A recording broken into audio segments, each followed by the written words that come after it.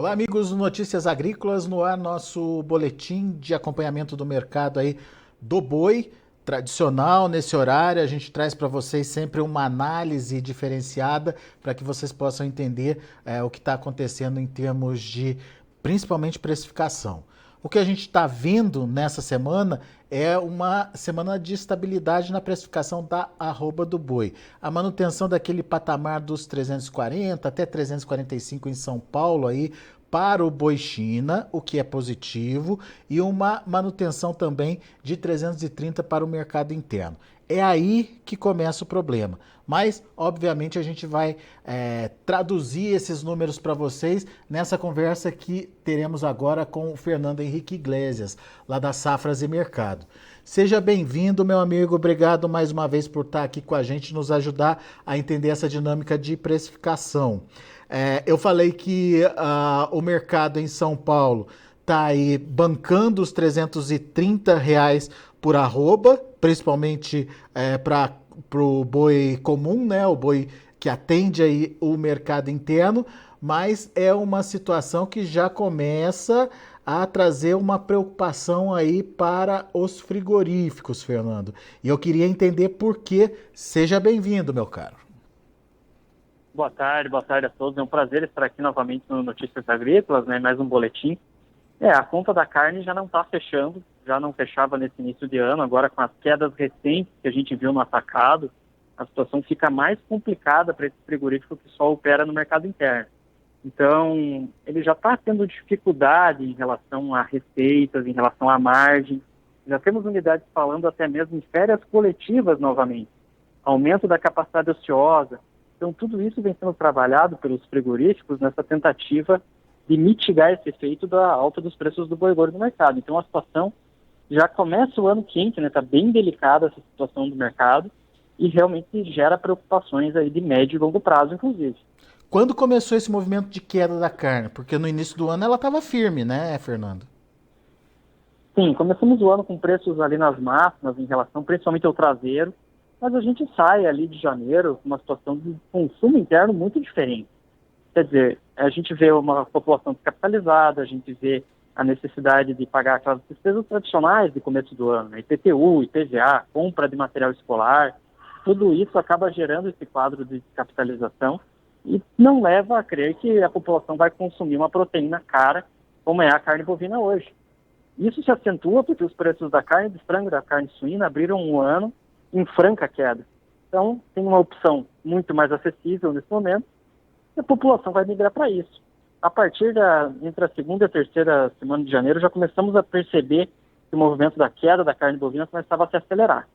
Então, foi aí que começou esse problema em relação às receitas, principalmente desses frigoríficos que operam só no mercado interno. Hoje a gente está falando de uma carne no atacado, em que patamar de preço? Pensando em São Paulo como referência, a gente está trabalhando aí com o casado de R$18,50 até R$19. Então, é um mercado, se a gente colocar na conta ali da indústria, derivados, outros produtos, vai dar no máximo, no melhor dos cenários, R$320. Sendo que a matéria-prima de originação ali, o boi, está saindo no mínimo a 330.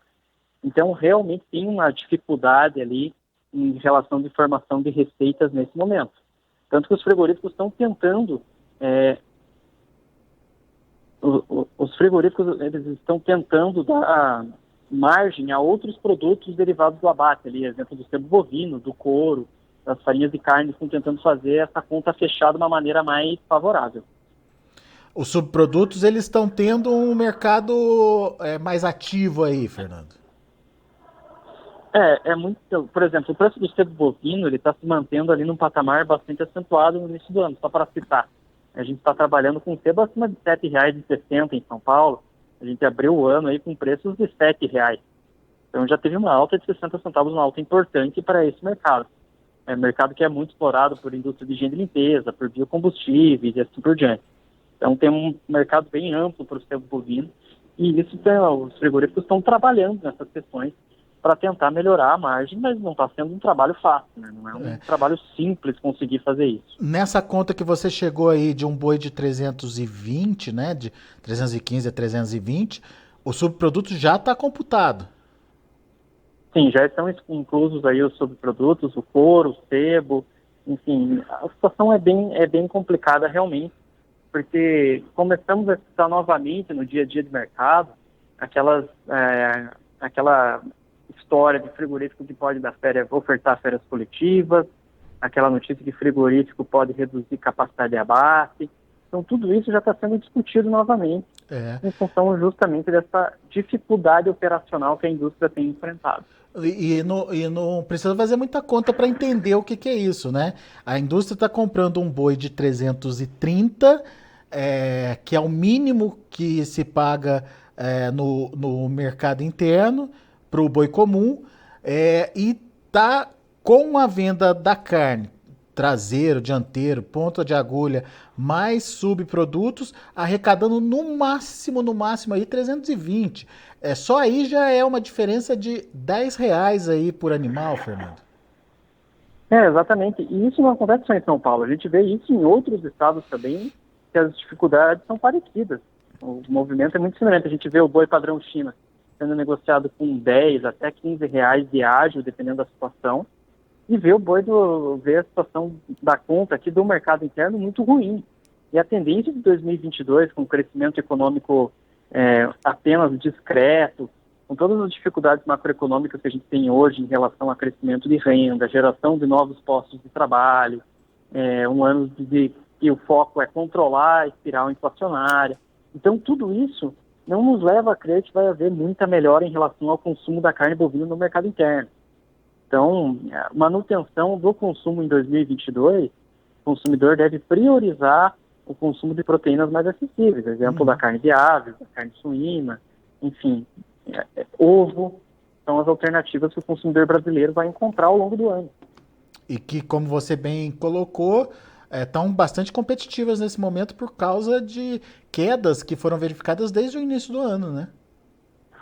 Na verdade, o preço da carne suína e da carne de frango, por exemplo, eles vêm caindo desde o último trimestre do ano passado e abre esse ano também ainda uma situação preocupante, mais ainda em função dessa alta dos custos de nutrição animal, com preços do milho muito valorizados nesse início do ano, até por toda essa quebra que a gente viu aqui na região sul, por todas essas questões envolvendo o clima, o preço do milho explodiu.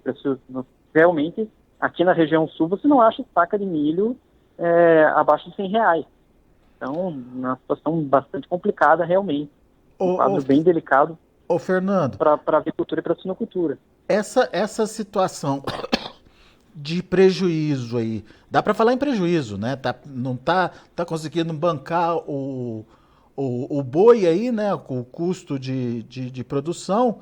Nessa situação de prejuízo, ela está focada ou está concentrada principalmente nos frigoríficos de mercado interno, ou os frigoríficos de exportação também têm essa complicação aí, Fernando? Pelo contrário, os frigoríficos que exportam, principalmente aqueles que fazem China, desfrutam de uma situação de muito mais conforto, uma situação bem mais tranquila no mercado, conseguem fechar receitas muito maiores nesse momento, tanto que aquela conversa que a gente teve no início do ano. Se o frigorífico está pagando 340 até 350 por arroba, como chegou a acontecer na semana passada, é um sintoma muito claro que ele tem condições de absorver um animal nesse patamar de preço e ainda sobra alguma coisa, sobra receitas aí para compor caixa, etc. Então ele tem uma situação mais confortável. A gente está falando de uma conta para o frigorífico exportador, se a gente colocar ali as receitas, etc., vai dar em torno de 360, 370 reais por arroba ali em termos de receita. Então ele tem condição de bancar esse animal nesse patamar de preço. Quem realmente não tem é o frigorífico do mercado interno. E daí a gente cria uma desconexão aí, né, Fernando? Os frigoríficos de exportação conseguindo se equilibrar, enfim, ter até rentabilidade positiva, e os frigoríficos focados aí no mercado interno com grandes problemas aí para conseguir manter as suas operações. Que tipo de situação isso pode trazer de consequência aí para médio e longo prazos aí para o setor, hein? Bom, isso acaba preocupando no médio e no longo prazo, porque isso pode acabar gerando concentração do mercado. O frigorífico que só opera no mercado interno não aguenta o tranco, não aguenta uma situação assim. Ano passado já teve muitas dificuldades operacionais em função dessa alta dos preços do boi gordo. As margens dos frigoríficos ficaram extremamente apertadas, dos pequenos frigoríficos, e isso tende a se manter em 2022 com essa conta que a gente começa o ano. Então, isso pode acabar gerando no médio e no longo prazo concentração de mercado, deixando apenas aqueles frigoríficos que exportam com capacidade de trabalhar nesse tipo de cenário, nesse tipo de ambiente, que, vamos falar a verdade, é um ambiente hostil, principalmente para esses frigoríficos que só atuam aqui no mercado interno. E concentração de mercado é ruim para todo mundo, inclusive para o pecuarista, né? Com certeza. A gente acaba gerando uma situação em que há menos opções para o pecuarista vender e para o consumidor há menos opções também de comprar o produto. Então, no médio e longo prazo, isso acaba sendo são situações nocivas que geram preocupação ali no nosso mercado da carne.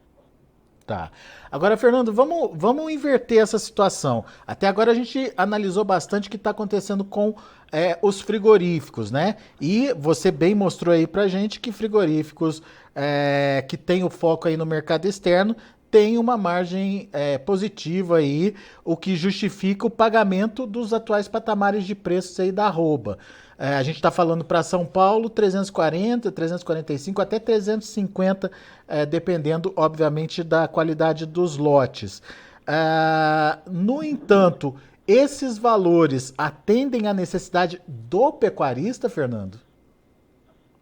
A gente abre o ano de 2022 com custos altos, principalmente para o confinador. Né?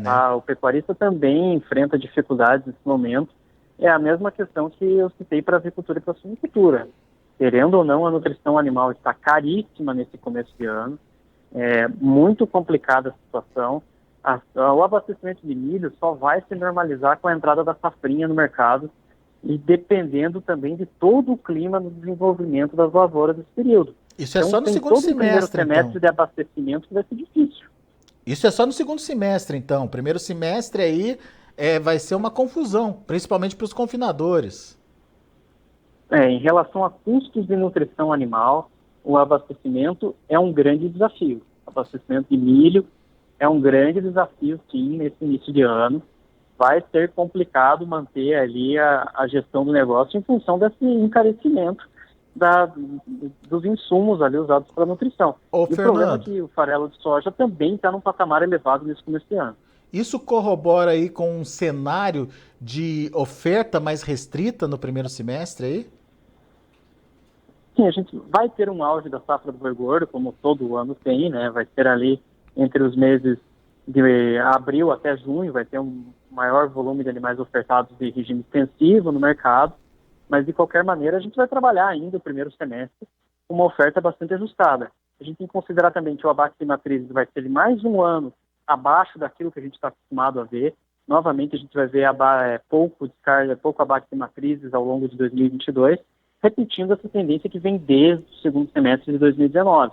Então o volume de animais abatidos vai se manter ali bastante enxuto no ano de 2022. Então a gente vai trabalhar uma curva de oferta, vamos dizer assim, o volume de animais abatidos ao longo do ano vai ser maior do que o ano passado, mas é que ano passado a gente tem distorções ali que precisam ser consideradas em setembro e outubro durante o mês do embargo.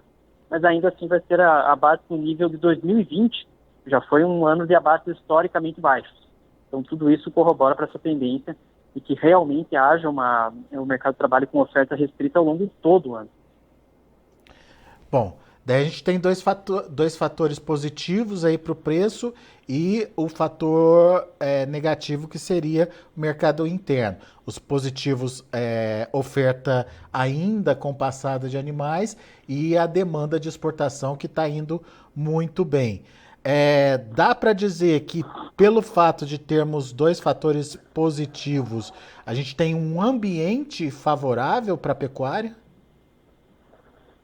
O grande limitador que a gente tem em 2022 para altas ainda mais robustas dos preços é a nossa situação do mercado interno. Né? É difícil a gente ver o boi escalando ainda mais de preço sem sacrificar aqui a nossa população e sem sacrificar ainda mais essa conta da carne que já é bem ruim. Tá? A gente tem que lembrar que o momento macroeconômico não permite que a gente vislumbre preços ainda mais arrojados para o mercado do boi.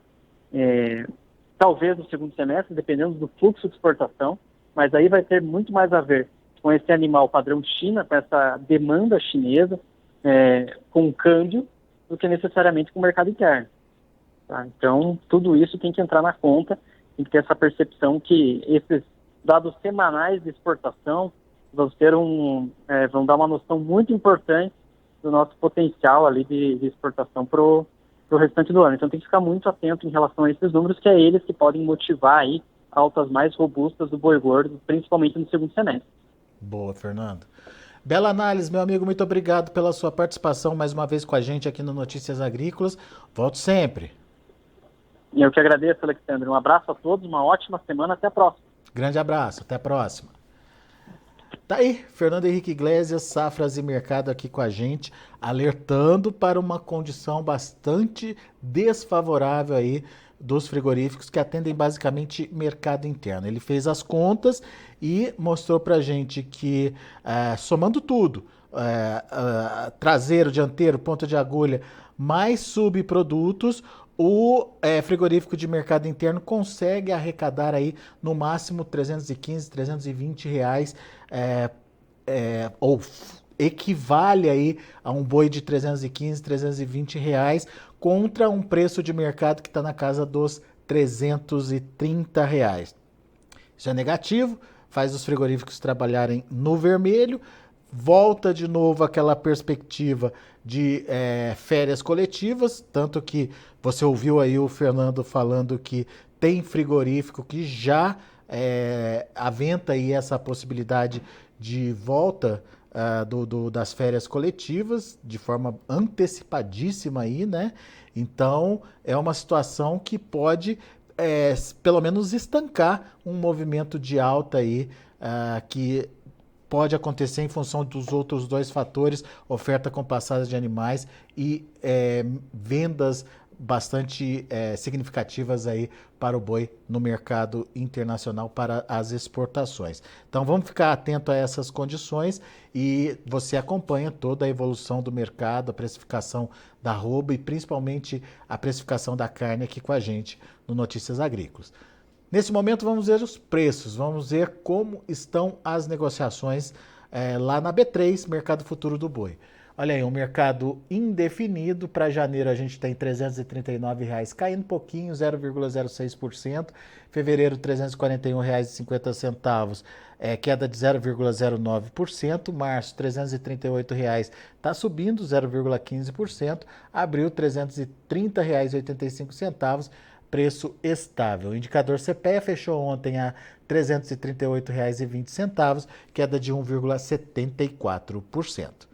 São os números de hoje do Mercado do Boi. A gente vai ficando por aqui. Na sequência, tem João Batista Olive, Sérgio Braga, com Tempo e Dinheiro, transmitido aqui pelo site Notícias Agrícolas. Se inscreva em nossas mídias sociais, no Facebook Notícias Agrícolas, no Instagram @Notícias Agrícolas e no nosso Twitter @Notiagre. E para não perder nenhum vídeo, não se esqueça de nos acompanhar no YouTube e na Twitch, Notícias Agrícolas Oficial.